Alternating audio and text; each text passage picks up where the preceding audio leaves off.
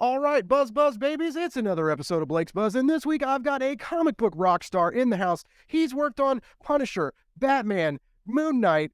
He's worked with some amazing people. He's a wonderful artist, and then he started writing, and he writes amazing comics. You may have heard of Time Before Time. You may have heard of Old Dog. You may have heard of Bog Bodies. That's right, ladies and gentlemen, Declan Shalvey is in the house on Blake's Buzz. Declan, how are you doing today, sir? I'm not too bad. Or you may not have heard of any of those things, just for some balance. Well, if you haven't heard of them, you're about to, and if you don't have them, you get your wallets ready, folks. Yeah, you're going to hear about the parrot. You are. It's almost not fair, man. I love your art. I really do. Like I think I love your style. I love you. Like you walk that line between like realism and that more animated look, and I dig that. I love I know this sounds like weird to say, but you do violence and action really well, which is being showcased in Old Dog right now, and it's almost not fair that when you started writing and you write really great stories, your dialogue, your pacing, your structure. I mean, you're on it. I mean, do you letter too? Can you just make a whole comic book by yourself? No. To hell with that. Absolutely not. Well, that's good. You're not. At least you're not perfect. Bring you back down a little bit. I did try lettering early in my career as an experiment, and it did not. One of my indie books I did when I was starting out, I lettered that book, and no, it was fine. But Illustrator and if I can avoid some computer time, I'll take it. And there's a lot of great letterers out there. And yeah, I just had to let go at some stage. When you draw, have you moved to digital like so many people? Or are you still on like pencil and paper? I know a pencil and paper. I'll probably die on that hill, to be honest. Nice.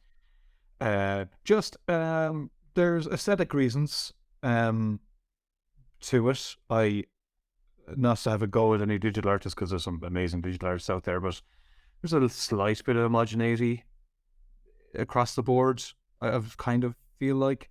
But that's kind of criticism on my end. But for me, I just like working on paper. I like the tactile nature of it, and I feel that working on paper is the thing that kind of the limitations of it push me to kind of work harder at the drawing.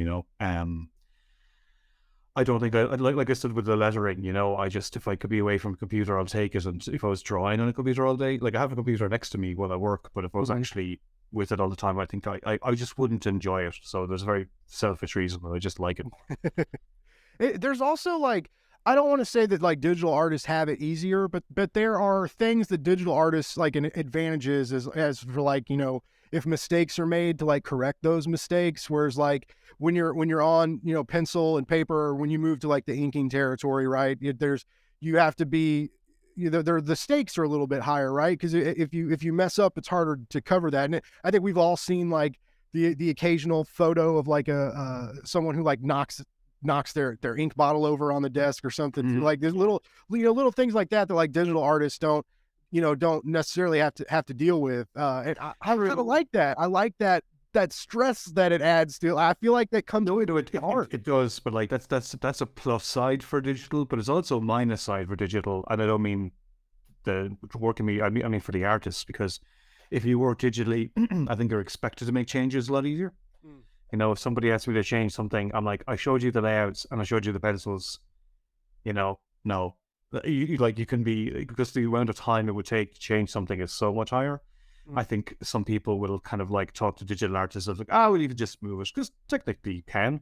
But I think there's maybe a higher bar for people to kind of like expect more hoops for you to jump through, which I think would be, a minus. Plus, if you have computer problems, that can be huge. If your computer isn't working, you can't draw, and computers don't work often. So like there's reasons why I personally don't like digital, but I'm not going to go like oh, it sucks and it's all dumb. Like it's like there's I think there's pluses and minuses on whatever you decide to go with. The minus, like you said, of me is like a spill over the ink. The minus is I might run out of lead or we might run out of paper, or making sure you have paper on time. There's Whereas you don't have to worry about that with digital because your page. I spent a day ruling here I spent a day just ruling pages. You can't really see them screen here, but like just ruling out the live art area on every page for old. Oh yeah. That's a pain in the arse, But you want to do that digitally, so there's pluses and minuses. I think it's really down to who's doing the work and what works for them. Well, I mean, whatever you're doing, I just stick with it, right? Like I like I said, I love your art, and you're on a roll right now.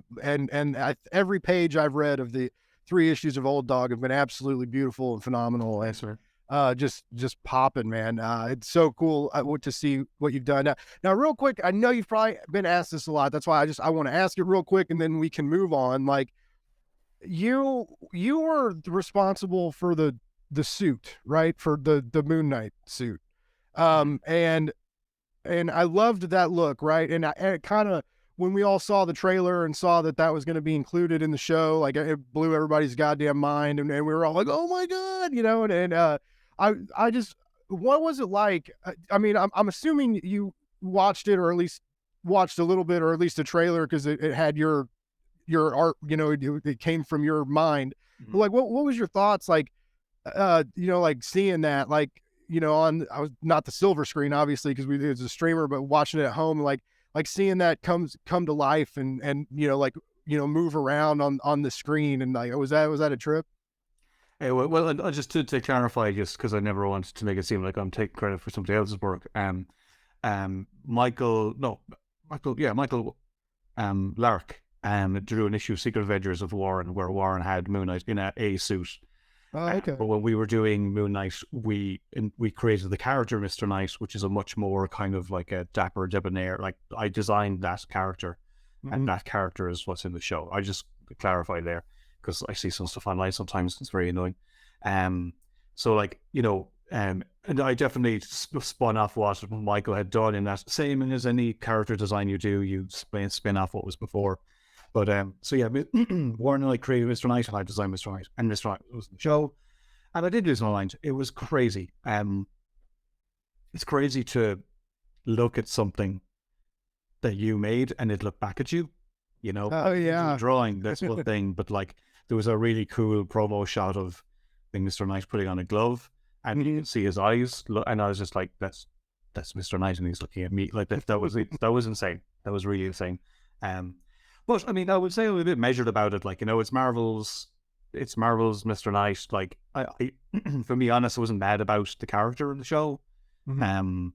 Like, I saw a lot of people being angry that he wasn't more like Mr. Knight in the comic, and my feeling was like, he's going to get there, because when a TV show is different to a comic, and you're introducing this character as like, they didn't just adapt our run of Moon Knight; they kind of did a wider adaptation of the character. And Mr. Knight was part of that. So my feeling was he'd probably get to that badass place, but he kind of didn't. So I was a bit let down, but at the same time, it's an adaptation. So, like, that's what they're going to do. But there was a fight at the very last episode.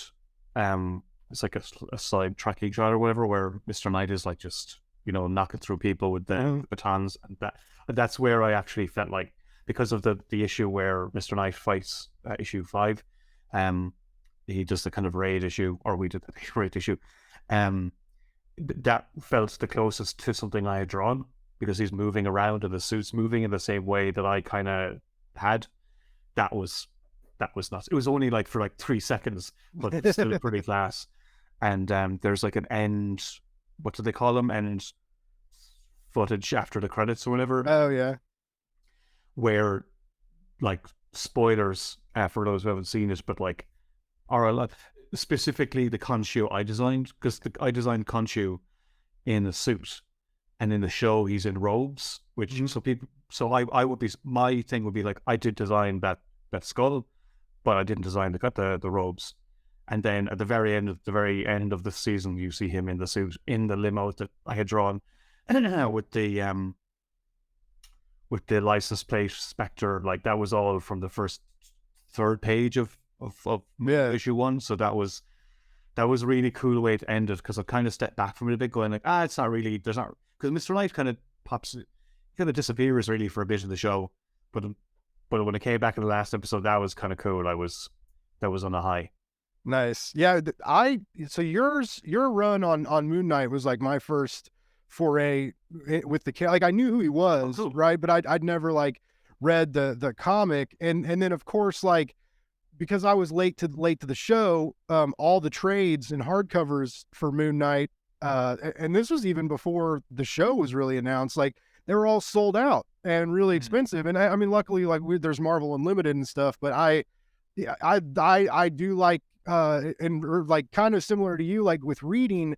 I don't mind digital, and I do it a lot because like it's how I get my review copies and stuff, right? And I have a nice tablet, and so like I read a lot of digital comics, but like I love holding a book, and I also love putting those books on my shelves. And I like having a lot of books so that how else, like when people come over, how are they going to know how smart I am if I don't have all these books on a shelf, right? Yeah. And so I lucked out and got this big Moon Knight bundle like online. I got like some Epic collections and the Lemire hardcover and the Bendis hardcover and the trades that started with you and then Wood and then Cullen Bunn. So I got this like huge stack of Moon Knight comics, right? And everybody was like, Warren and Declan's run, like that's real Moon Knight. That's the jam. It's the sauce. Like that's where you need to start. And I mean, like, it's been sold out for years. Like, yeah, man. We publish every other book as far as I know, but yeah, it was so good, man. And I loved it. And I recently was able to get I think it was Marvel UK or Titan or whoever it is published an omnibus. It has Mida Warren's run and Brian Wood and Greg Smallwood. Oh wow. And Cullen's run with, I think it's Jeremy Atkins, and there's another artist. So like you can get an omnibus of like the Mr. Knight era, if you will. I think it's a European publication, but like I was able to get it, so it's nice to be able to get a new version and have all those in there too. But yeah, if you want to read the original trade, it's been out of print for years. I'm a sucker for a hardcover. Like I love. It's not a hardcover. Sorry, to be clear, it's an omnibus. No, it's I have it in the other room, but yeah, no, it's not a hardcover. Just yeah, I don't. Well, still, I mean that's cool. They collected them all together. Like it's I don't understand. Like I recently got into manga, right? And they'll run out, but then when they run out, they reprint them right away. And it seems like with Western comics, they're like. No, like they like throw them into the Disney vault, and then maybe like 5 years later they'll reprint a deluxe edition or something and resell it. But yeah, it depends. I think Marvel. I don't know what their like mindset is. I'm not part of those conversations. But with creator-owned comics, a lot of it's and I imagine it's to a degree the same with corporate comics. Is like, will it make money? Yeah. Now I would argue if there's going to be a TV show, I'd say it'll probably.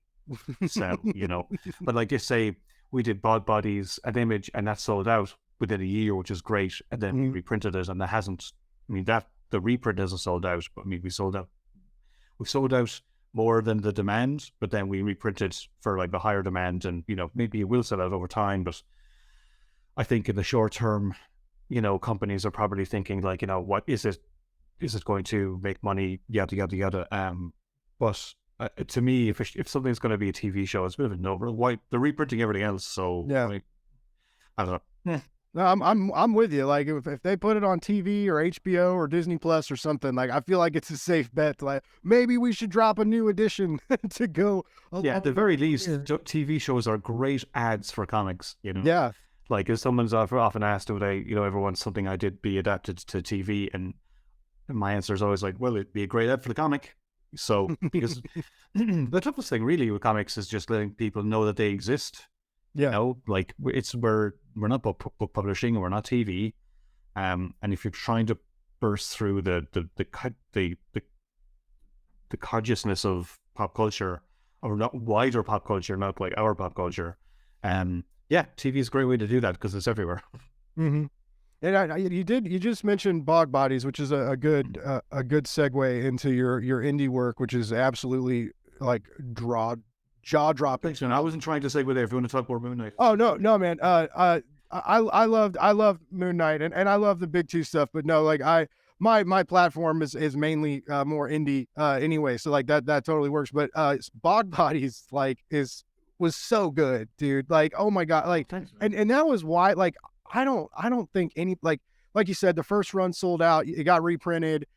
Everybody, I feel like everybody loved it. It was widely praised. It was on a lot of top comic lists. Like everybody was telling everybody to read it, and it was I love the original graphic novel format anyway. Like as a reviewer, it's kind of nice because you have more to talk about, right? Than just 20 pages at a time, and you can kind of like Sure. you can get a little deeper into it and have a little more fun with your write ups, and but also just as a consumer, I'm really starting to like it too. Like Ed Brubaker and Sean Phillips. Like their reckless stuff. They're basically like have told everybody we're not doing single issues anymore. We're doing this forever, and I don't think anybody's mad about it.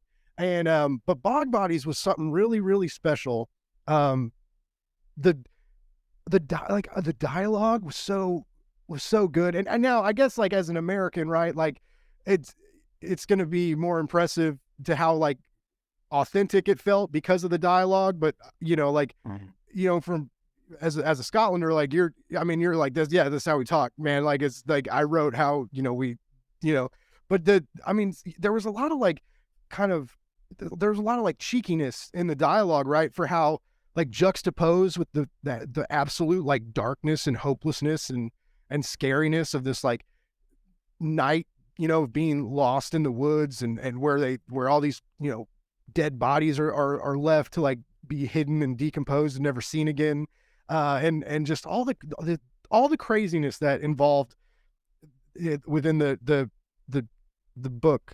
And I mean, what made you want to write that? Because it's wildly different than a lot of the stuff that you've had come out. It's a little bit darker, a little bit creepier, um, and uh, it felt kind of different for you. But I feel like because maybe you took a risk or got a little bit out of your comfort zone, if you will. I mean, like it really paid off. So like, where'd the inspiration come from for that story? Well, I was sure. Do you have Scotland? Did you accuse me of being Scottish there for a second, or do you have Scottish heritage? Well, no, I'm more. I think we're Irish. I'm not. I haven't done one of Okay, those. because I'm Irish. It's an You're Irish Irish. bit. So Okay. to be, Oh, yeah, okay. I I'm was sorry. accused of being a dirty Scotsman. And I can say that because I live there, and they're thugs. Um, um, but no, yeah. What I did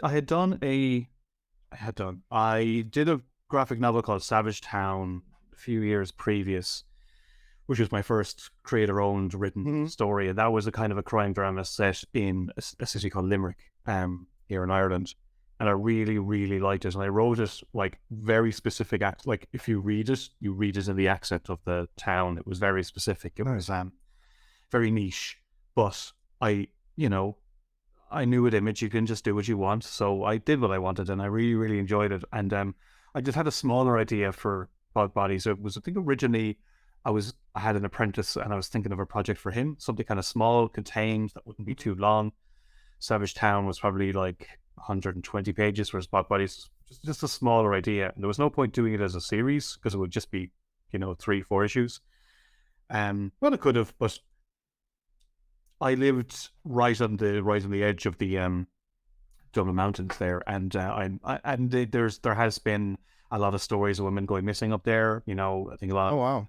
a lot of stories with the IRA losing bodies up there, or criminal gangs doing it, or like, so. There's something to it, and it just kind of, I don't know, the idea of it being this kind of graveyard was interesting. And I also, like I said, I liked writing Irish characters, so it was just a nice project to write something kind of done in one, self-contained, kind of. It was wrote as a crime story, but my editor in the book, she kind of pointed out there was a bit of a horror story too, which is true. I didn't really set out to write a horror story, but it is kind of it's a survivalist Hmm. horror story too. And I also had met this artist, Gavin Fullerton, who I thought was amazing. I just thought he had so much promise, and I wanted to make a project for him.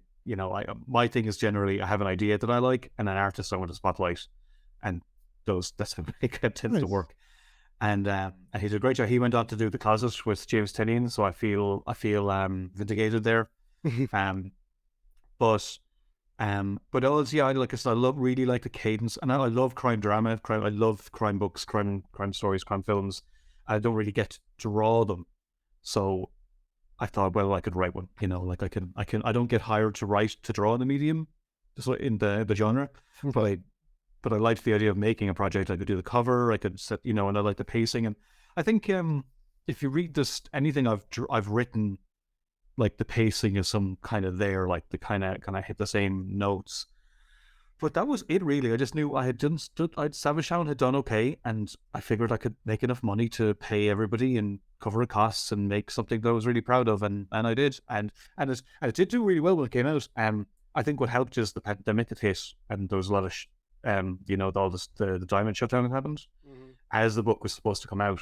So then when books started coming out again, it was like the only graphic novel out that month. So I think we got I think we might have beaten Batman or something, or whenever it was. Wow. I don't like, or we were second to Batman, something like that.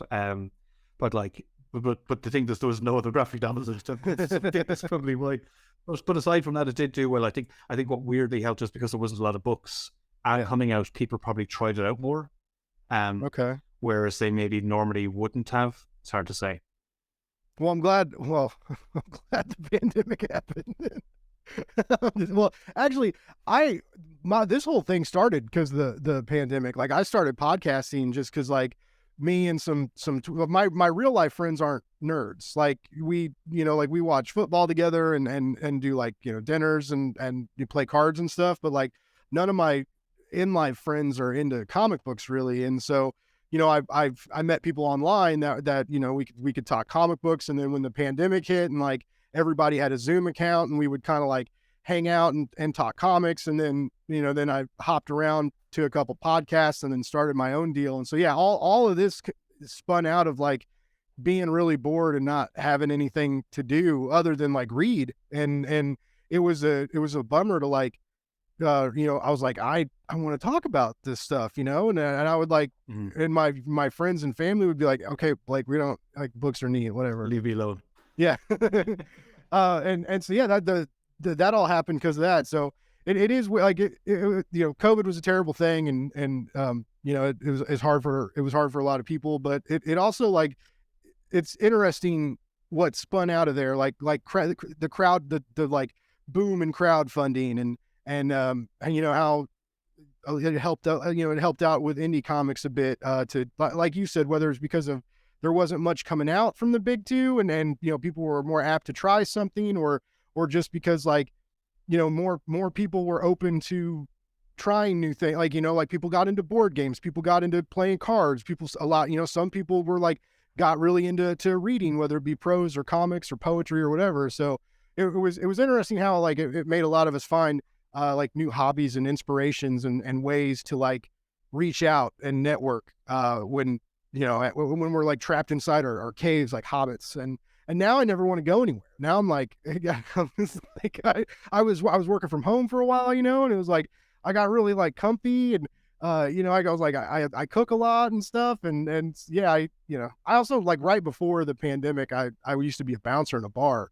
And so, like, for 7 years, I had a kind of wild and crazy life for a while. And then I, switched to the office life. And then, a couple of years later, the pandemic hit, and I was like, my body was, like, kind of ready for the quiet. Right. I was like, man, like, I don't miss the bar scene really, and it was like being cooped up wasn't so bad for me personally. But yeah, anyways, but yeah, Bog Bodies, it was so great. And the horror, cause when I started reading it, right, I'd heard people call it, like, a horror story, or it had horror elements. And, it's very stressful and very intense and tons of tension.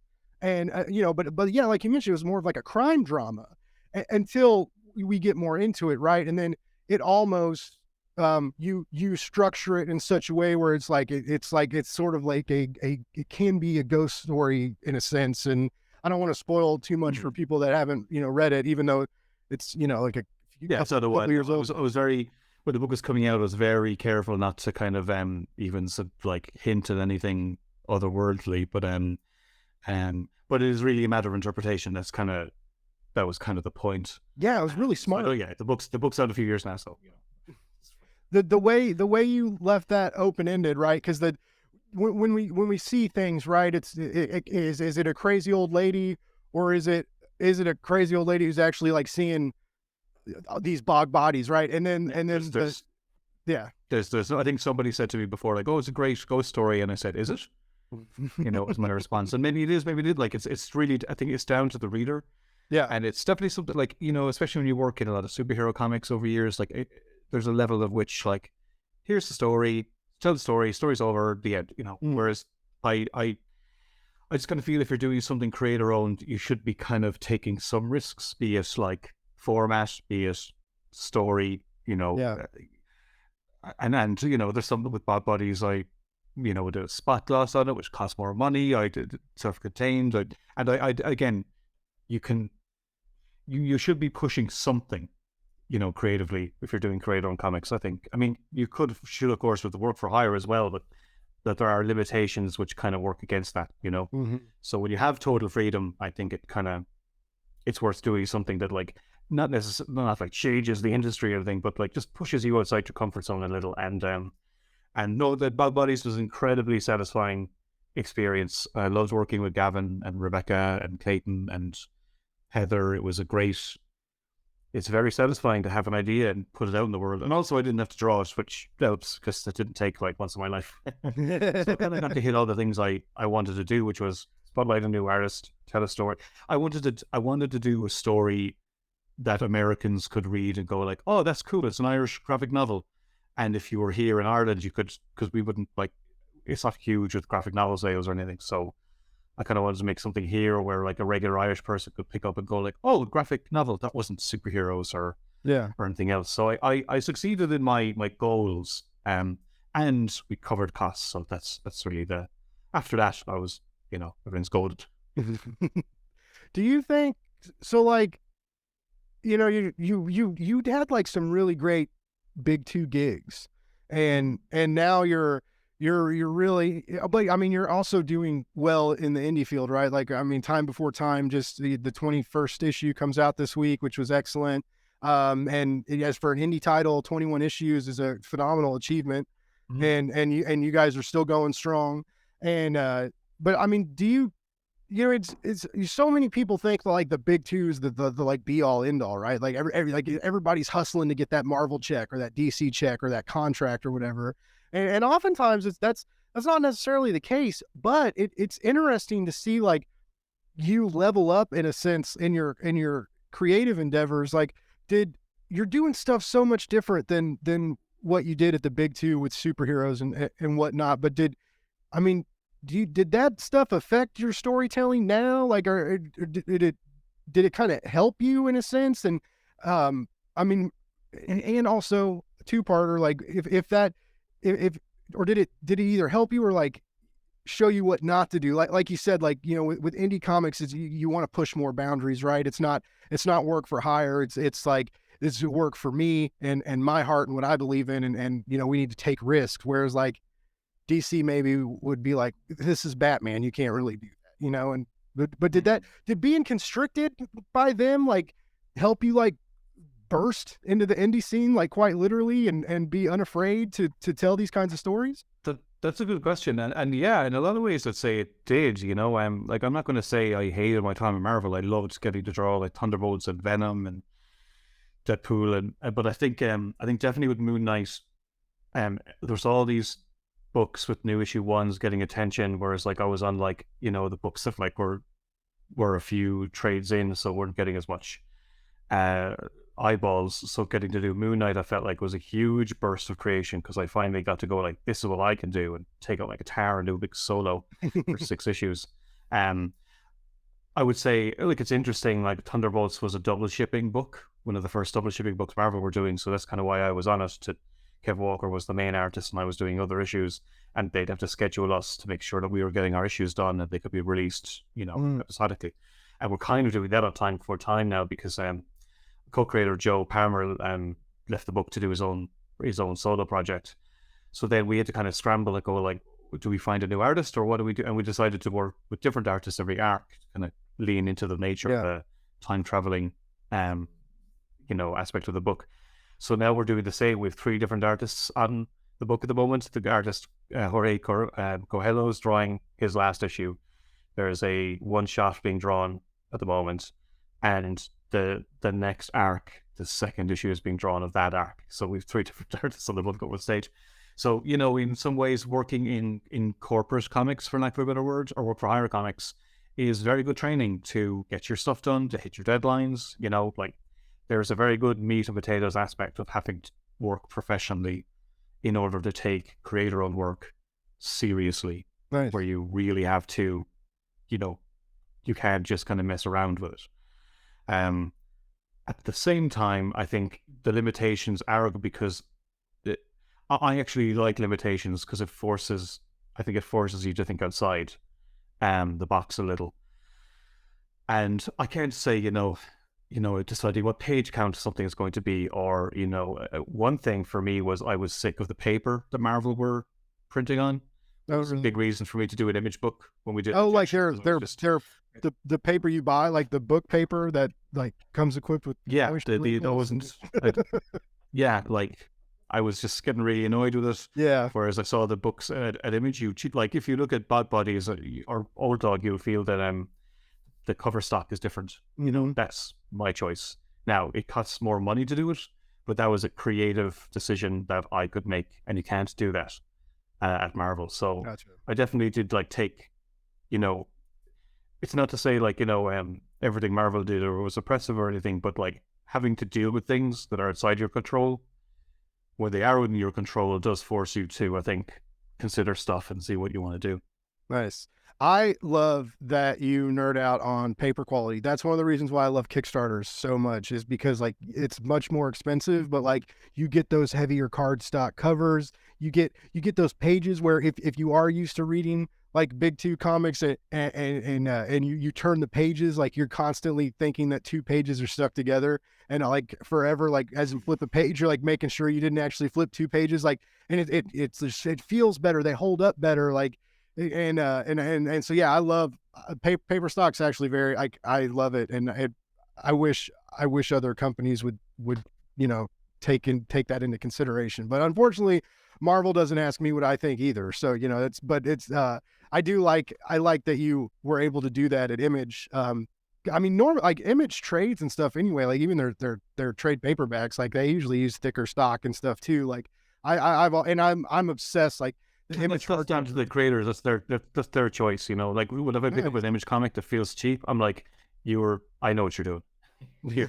Well, I mean, to be fair, there's money is involved. Like it's going to be, do you want to make less money back on your book or more? But like, I want to make more money back on the project, but I'm willing to make some concessions if it makes the product better. And I think it's a small thing, but I think when you go to a comic shop and you pick up a book, you may not realize it, but sometimes the heft of it or the feel of it affects your decision to whether or not to buy. And that's why I did it with Old Dog. Like, it's weird to do that cover stock with the single issues. And it might have been a stupid idea because a lot of people aren't buying the comics in stores anymore. They're doing it online. So not as many people are doing that thing where they pick it off the stands. But for me, a couple of creators have said to me that, they pick up the issue, they love the stock. I'm like, yeah, because I just personally love that, and since it's just me on the book, there's no other collaborators, I can afford to take that hit. I wouldn't do it on Time Before Time because we wouldn't make money. Jeez. And I want to pay everybody. But on Old Dog, I can take the financial punch in the jaw because I know I can stick it out. Now Old Dog is we're at 3 issues now, and I think the 4th comes out in May. Is that what they're shooting for? Yeah. Issue 4 is out in May. Yeah. Now this is a great fucking book, man, and and I also like it. I love that you're drawing and writing it because I love your writing. Like I said, I'm conflicted sometimes because when I initially signed up for Time Before Time, I was a little bummed that you weren't drawing it.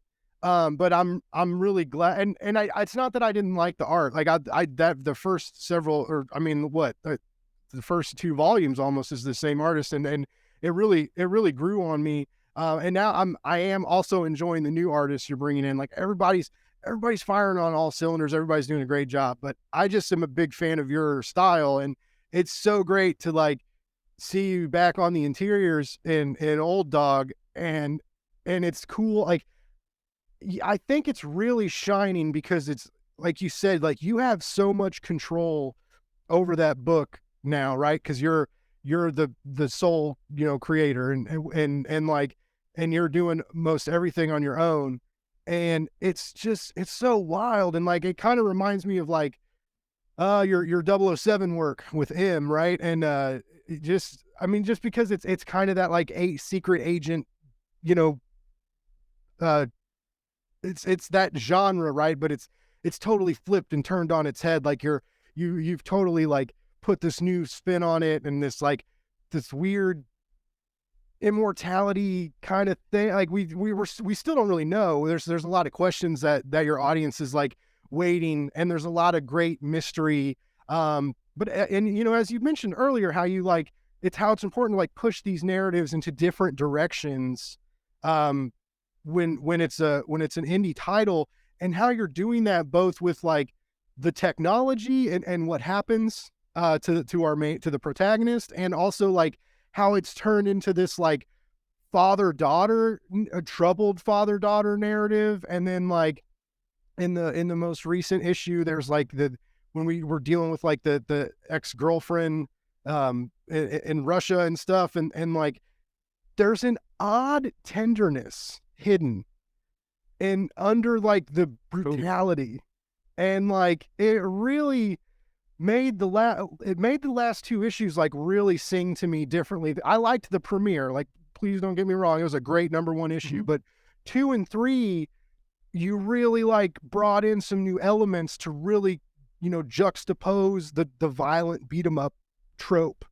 And I just like, again, like you're just too damn good, Declan. Like these ideas, like you're making really great comics, and like it's the same thing in Time Before Time too. There's a lot of family issues and guilt and fear, and on top of just the back and forth through centuries, and these emotional, these little emotional tidbits that we're able to like grab onto, like really, for me anyway, and I feel like it's probably similar to a lot of your audience, like really latch onto these narratives in different ways and universalize them, even though like we're not time travelers, and we're not, genetically altered agents who can take a bullet to the face and laugh at the shooter, right? And then grab him by the face and throw him down a flight of stairs or something, right? Most of us can't do that and never will, but we can relate to them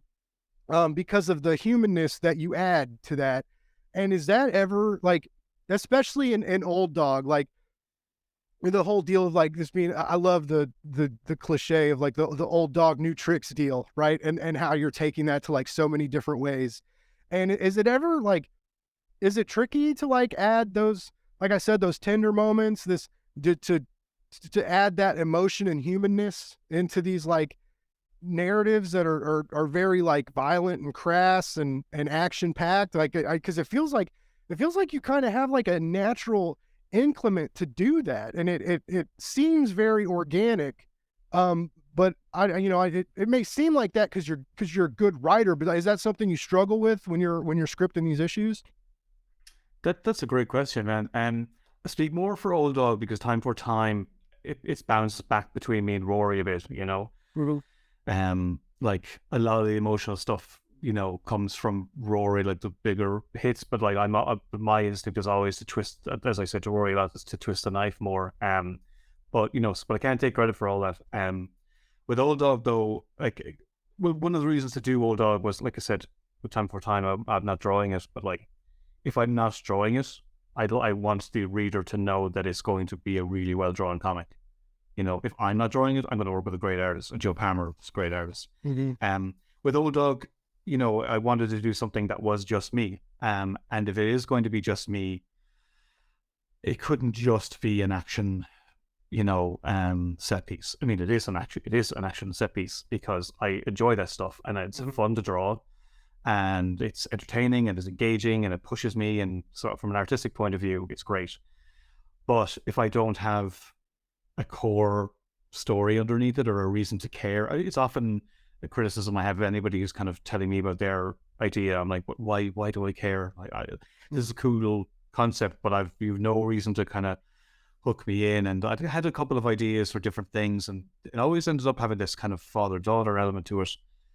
So I just kind of ended up bringing it into Old Dog because clearly it's a story I wanted to tell, But it's 3 issues are out by now. Like it was kind of a hook at the end of the first issue is that he has no family, yet he's working with this daughter. So for me, that's kind of that's the twist at the end of the first issue. I had to do that in the first issue to like issue 2. I want issue 2 and 3 and whatever issue to, so you could just pick it up and read on its own. But for issue 1, there's some things I had to set up before I could even touch the relationship, and the relationship is really the core of the story. I just doing layouts for issue 5 now, and I would say this issue is crazier, but it's also more emotional. So it's not necessarily by design. It was by design for this issue, but I didn't. It's interesting to see you saying what you're saying about the previous ones because I definitely wanted to hit some emotional beats, but like again, have to earn some, and it's just been I guess it just naturally hit a. I guess naturally, I think even the Hulk one shot I did, before a year or so ago, like that to me is, I think that's very Old Dog because it's got a big set piece, big action. Hulk goes nuts, but there's also a very emotional core to it. So I think that's where I kind of like that's the land I like to kind of straddle. It's like something that really does. I always want someone to walk away from something I work on and go like that was cool, but more than that, I kind of just got to your heart a little bit, Yeah. That's the stuff that moves me as a reader or as someone who watches films and TVs and stuff like that. I love genre stuff, but I also like it's the emotional stuff that gets to me the most. I just watched After Sun, which is a father-daughter thing, like, it nearly killed me, like, it was so heartfelt. But sorry, I'm going off a tangent now, just analyzing my work as I'm talking to you. But I know it's by design, but I think you probably discovered something there that it's probably in me more than I realize, and I'm just kind of it's part of the language of how I'm writing maybe.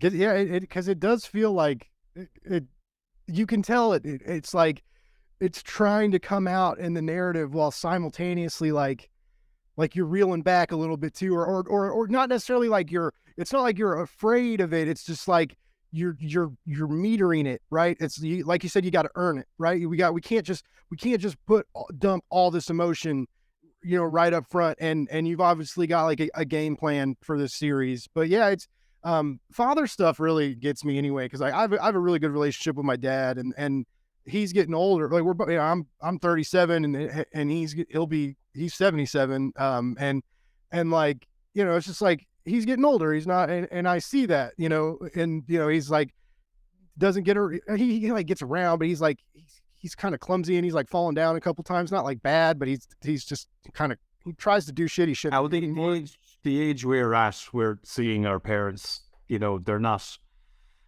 these kind of big, towering presences in our lives. The way we were kids, they're people, and they're their later years, and like I'm those of my own family, like it's not them, it's kind of you. Like you're not a kid anymore. Now you're growing up, and you're seeing your parent as and they're not parents in the same way they used to be. They're not doing everything for you, and it's definitely part of life. It's a little different for me.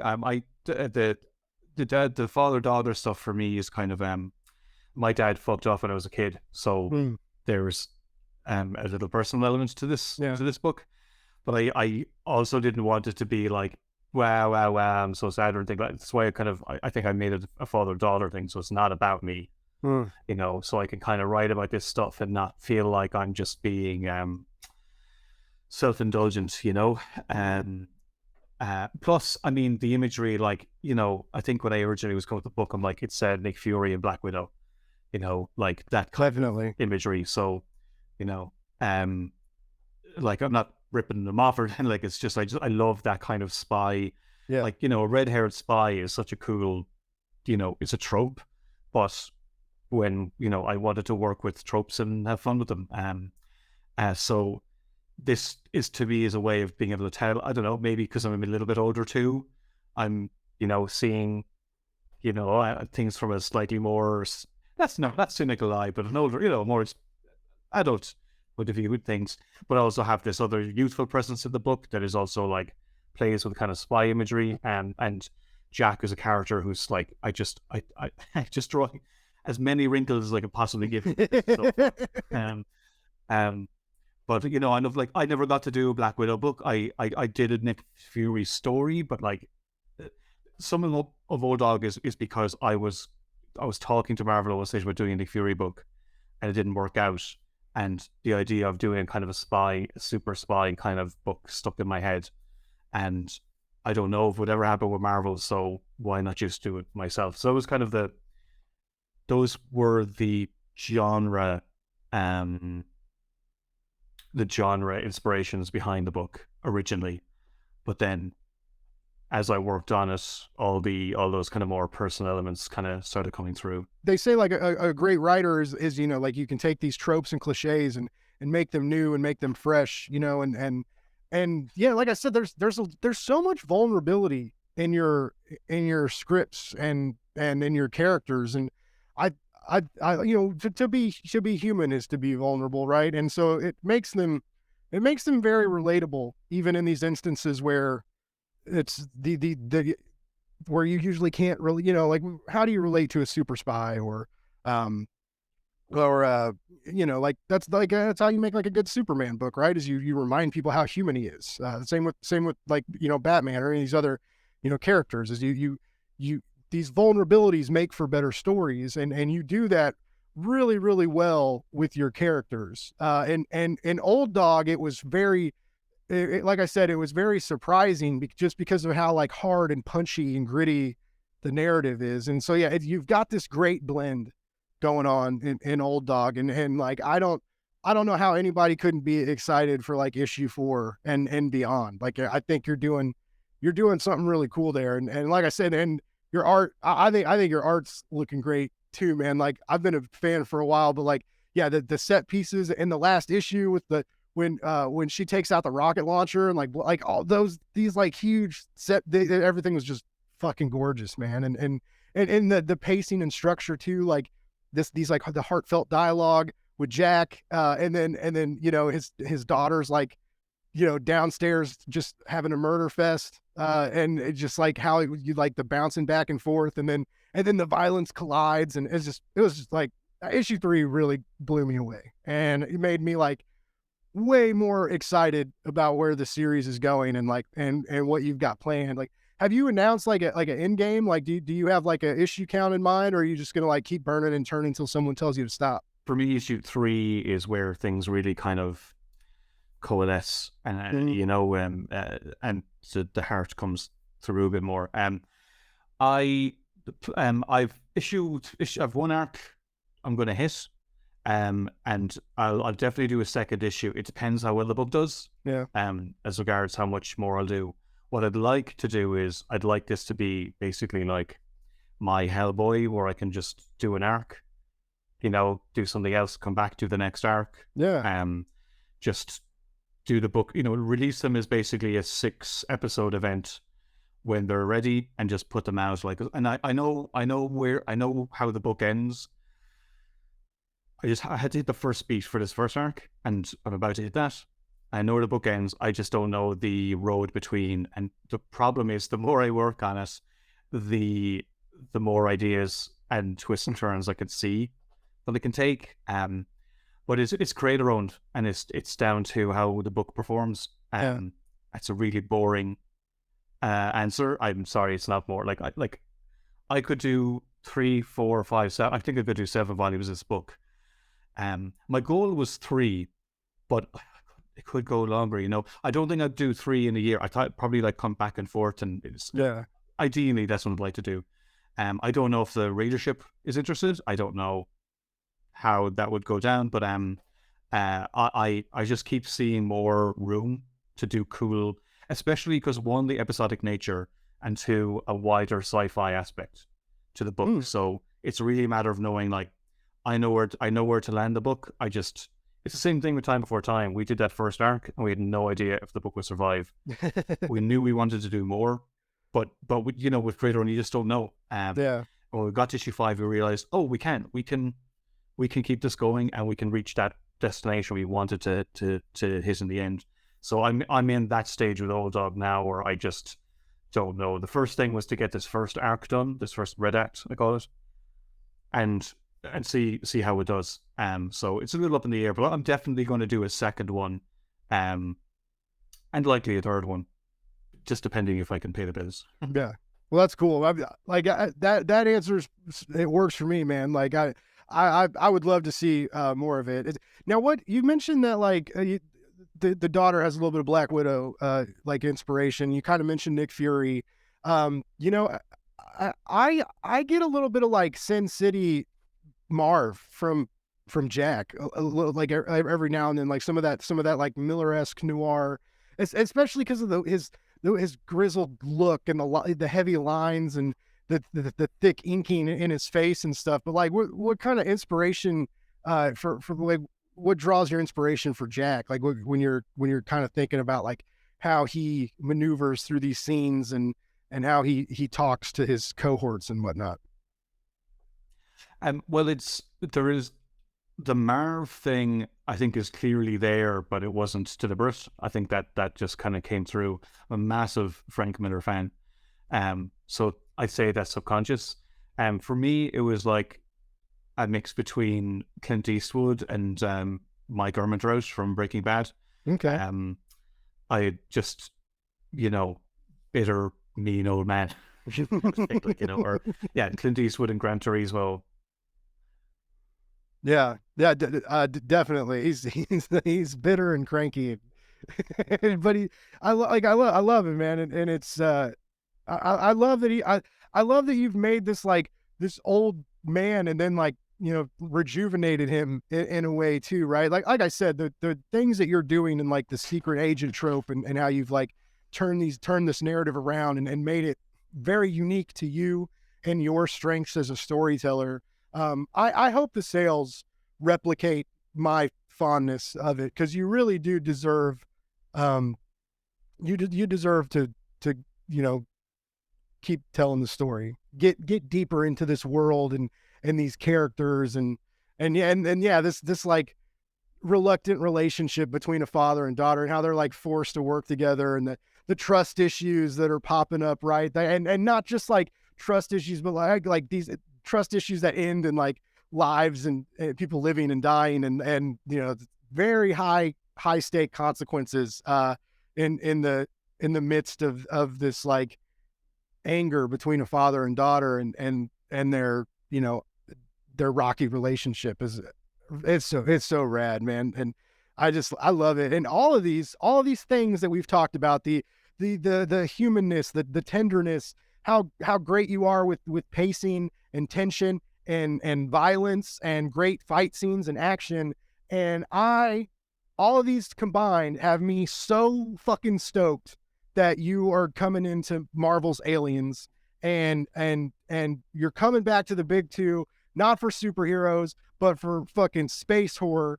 And I love what Marvel has been doing, like with Predator and Aliens, and like I really I have a secret hope that they'll do like little one shots like you did with the Wolverine and Deadpool, and stuff like that. Like it'd be so cool to have like like Xenomorphs versus X-Men, or like Punisher versus Xenomorph. They did covers, right, when they first got the license back. Like they had those awesome covers, and it's just like it's a hop, skip, and a jump away. And I keep hoping that maybe we'll get that. But regardless, Alien and Predator fans are eating well right now. Ed's killing it on Predator, and Philip's been doing great on Aliens.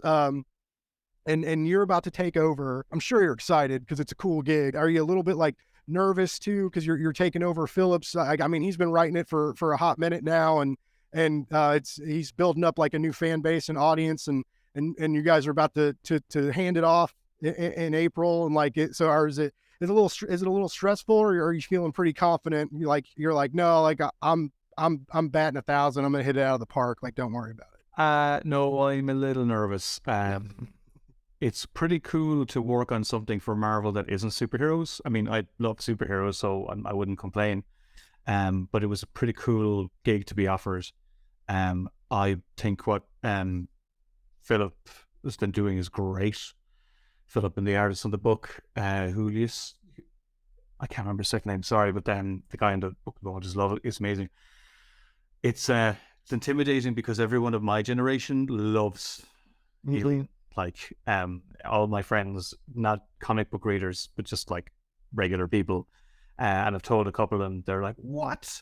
Alien?" Like yeah. So it's a different level of fan fear, one that I'm not used to. But I'm quite happy with the book that we're doing.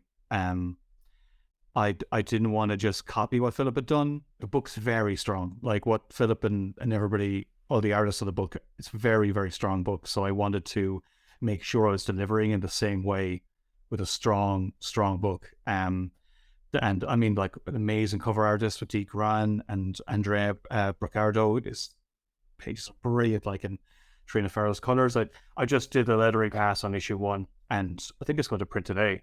And I'm really, really happy with it. And it's cool to tell stories at Marvel that aren't the Marvel universe necessarily. It's very liberating. It's really cool. It's a really, really, really fucking cool project to work on, I have to say. And it's great to work on something as a writer, not an artist, you know. And I Marvel have been very accommodating to like help me kind of like create the look of the book that I was going for without me drawing anything. Right. And which with the artist and colorist and everything else. So I'm really, really, really happy with it. But I have no idea what anyone's going to think. Yes, I am scared. Well, I'm glad. But again, like I think those, you know, when we mentioned earlier how like when the stakes are higher, like when you're drawing on with, you know, a pencil and paper, and how like mistakes can happen and it makes you think differently, and that, you know, when it keeps you sweating, keeps you on edge, right? Like I think that's good though, right? Like that, you know, adding that to your scripts and on top of a series of beings that like keep everybody on edge and stressed and creeped out, you know, like I think that's all gonna like build into like a very bombastic issue. Like I'm really excited to see how you take that. I am obsessed with aliens. When I was a kid, my dad let me watch Alien at a very, very young age, and I had like terrible, terrible nightmares, and I was like, at night I would like scream, and my mom was so mad at him that he let me watch this, but it instilled this wonder and love of like science fiction and horror,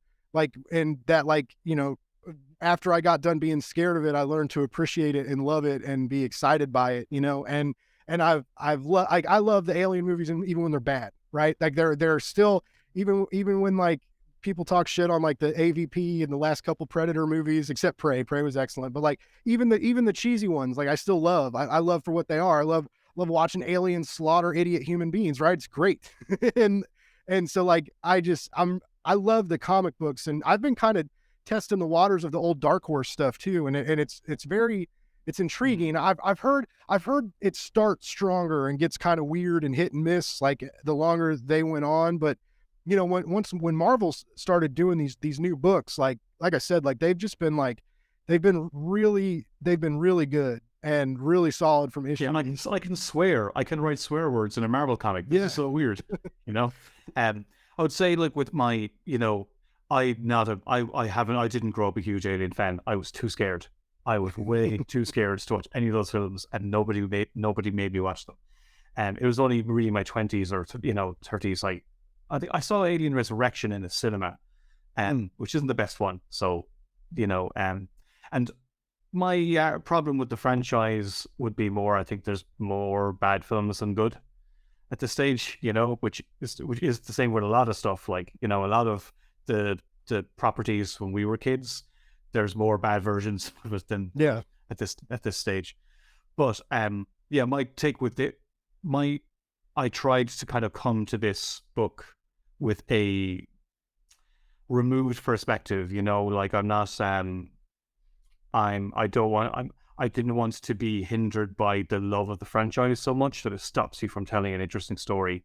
And I think the best thing that the franchise can do is have have a good story. I just try and tell a really good alien story. This to me is another film.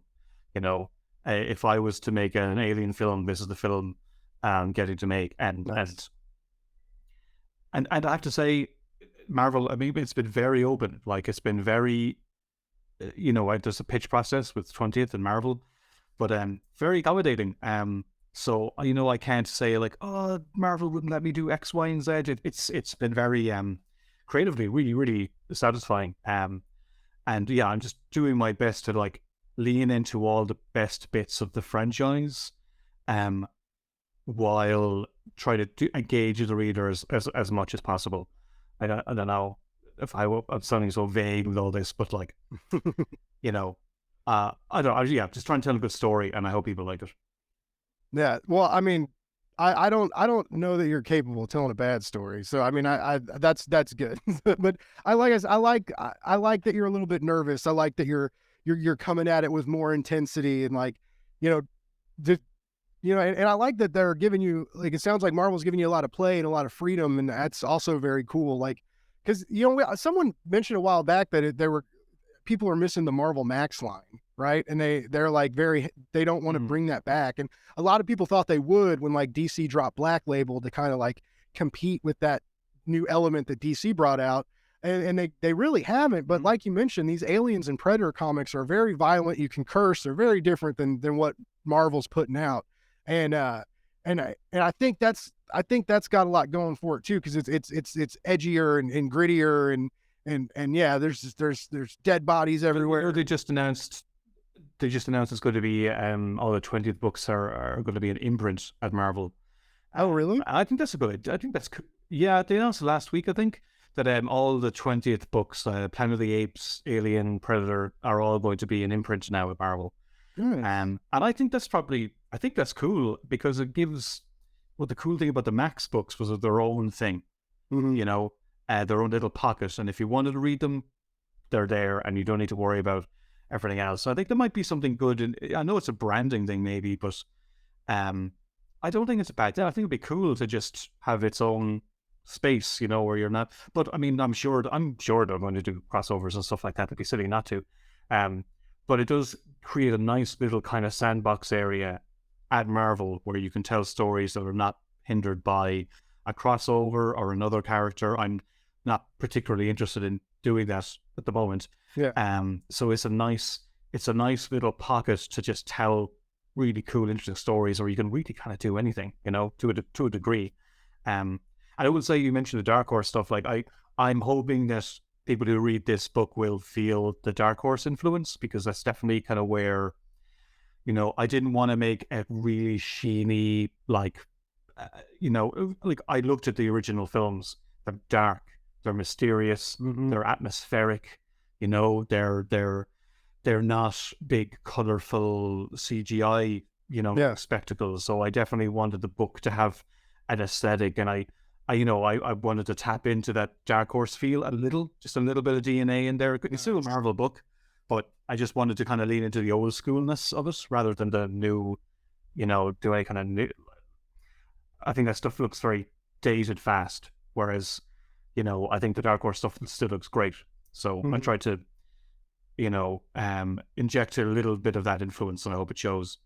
That's cool. Yeah, because there it's very the original movies, or especially the original movie and like the older Dark Horse stuff. It's very gothic, right? It's like you said, like it's dark and broody, and it's like there's like the body horror and the chest bursters and the face huggers and the salivating aliens that like blend into the backgrounds of these dark lonely ships and that are stranded out in the middle of nowhere and stuff. And like I love that. So that again, that gets me double, triple excited for April, and I can't wait to read. Well, I would say like I'd say that the tone of the book is aliens, like maybe I guess 60% aliens, 40% alien.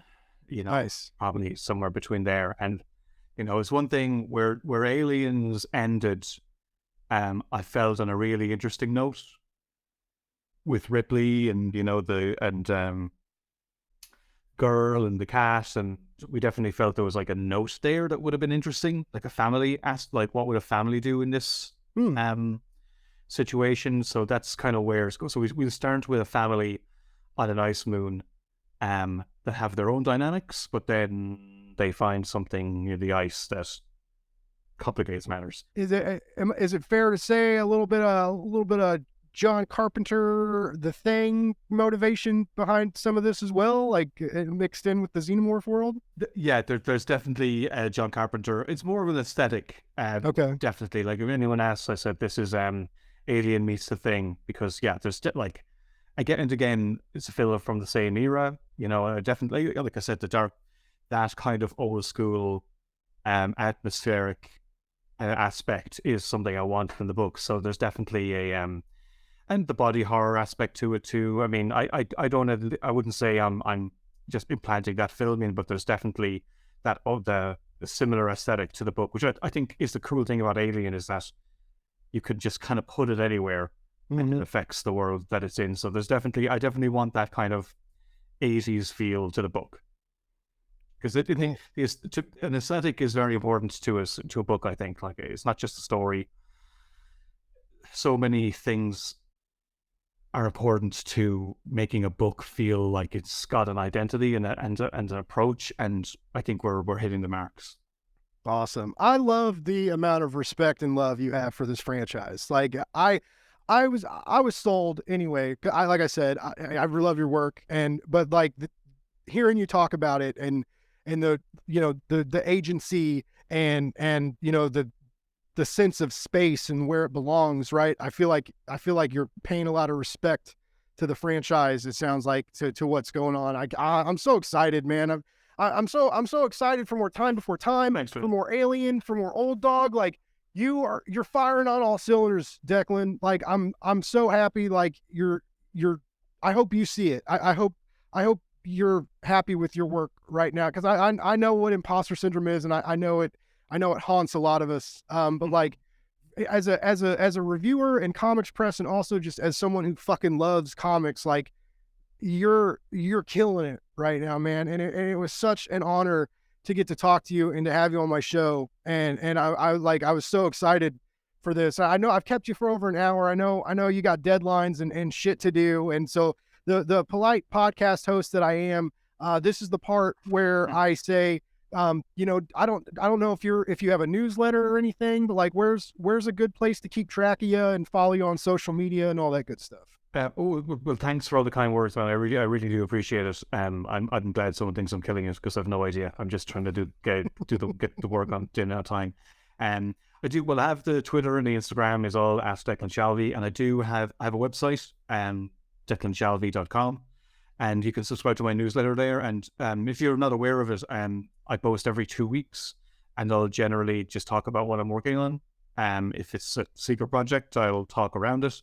Sometimes I'll slip in artwork that no one's seen yet, a little advanced peek. Like I showed some time for time stuff. I revealed a new artist in the newsletter. I haven't done it publicly yet. So the newsletter is a nice way to just kind of have a more private conversation with anybody who's interested in my work. So you can sign up there. And yeah, that's a lot of it. Nice. I'm gonna have to sign. I don't think I'm not subscribed to it, so I'm gonna have to change that ASAP. Declan, again, thank you so much for coming on my show. Listeners, like, you've got to get these comic books. Old Dog, Time Before Time. Get that pre-order in for Aliens. The 20th is FOC, so you need to tell your shops that you want this new Alien comic, this new atmospheric exploration of the franchise that Declan is. I have all the faith in the world that he's going to nail it. It sounds so wonderful. I'm so excited. Check it out. Pre-ordering comics is important, folks, and I'm sure he would appreciate a pre-order. Follow him, hit him up. Subscribe to his newsletter. There's 3 trades a time before timeout right now. They're all fucking excellent. It gets better and better and better. It's crazy how it just keeps escalating and keeps being wonderful. Same with Old Dog. First 3 issues are out. It's amazing. I'm waiting. I'm anxiously awaiting issue 4. I'm glad I'm on Image's press list, so I'll get it a little bit earlier. But like, I'm just, oh man, I'm thirsty for it. I'm parched. I need it. And yeah, it's a little late. I'm sorry about that. I basically, it's been so much work. The production caught up with me, so I took a publishing break for 2-3 months so I can get ahead again and have them come out. I wanted them to come out once every month rather than sporadically a month here or there. So yeah, that's my bad. I just it's a lot of work. It's a lot of work doing everything. So yeah, it's May 10th for issue 4, and it's going to be I just handed it. Yeah, it's going to be a weird one. It's yeah, I'm really excited for that one to come out. Hey, greatness takes time. As long as the production value like stays the same, like you take your time, baby. I'll be here for it when it comes out. I just appreciate you taking the time to talk to me. Big fan. This is a big deal for me. Like, I just nerd me. It was a pleasure talking to you. You're super cool. And so I'll let you get back to your day. And I'm so stoked for Aliens. Oh man, thank you. I appreciate it more.